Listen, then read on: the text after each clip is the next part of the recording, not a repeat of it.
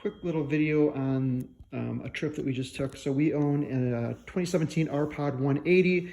Reading in forums and stuff like that it's pretty common for the converter, the 12 volt converter, to go bad in these units because it sits right above the axle.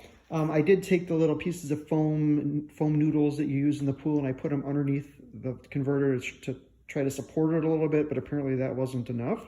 We put about actually over 4,000 miles total on the trip. We were gone for about 2 weeks. This right here, we probably had 1,500 miles or so, maybe more, to Cody, Wyoming.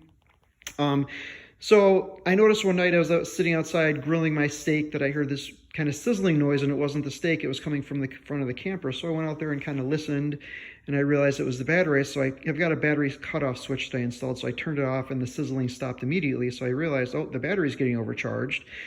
So at that point in time, I just kept it off because I didn't want to have any problems.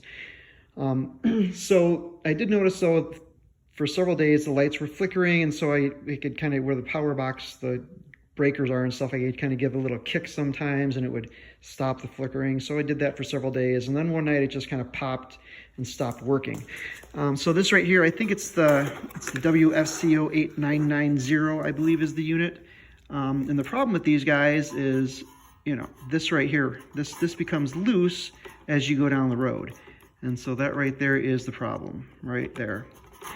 And, you know, the other thing that I found when I pulled it out, I don't know exactly where this is. I haven't really taken a whole lot of look to it, but this also fell off. This is another piece that came loose, some kind of a resistor or something, I'm assuming. I thought that the slow blow, there's a slow blow fuse that's located right here, and actually I thought that maybe had, right, yeah, sorry, kind of a funky angle here. There it is. But I thought maybe the fuse had popped, but actually the fuse is still intact. But that other piece did come loose, and like I said, this right here is the biggest issue.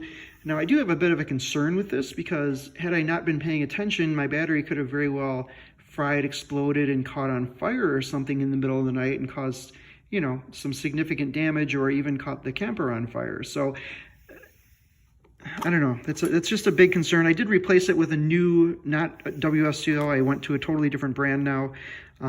So yeah, but I just wanted to point this out. This is obviously a major issue. I mean, these things are made to sit in a camper. They know what they're made for.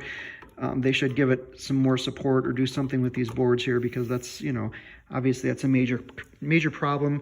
And not only is it a major problem, but it's, you know, it's a common problem, and it shouldn't be a common problem for a camper because these things are made to go down the road and hit bumps and stuff. That's all. Just wanted to make a quick little video on the Wfco 8990, I believe it is.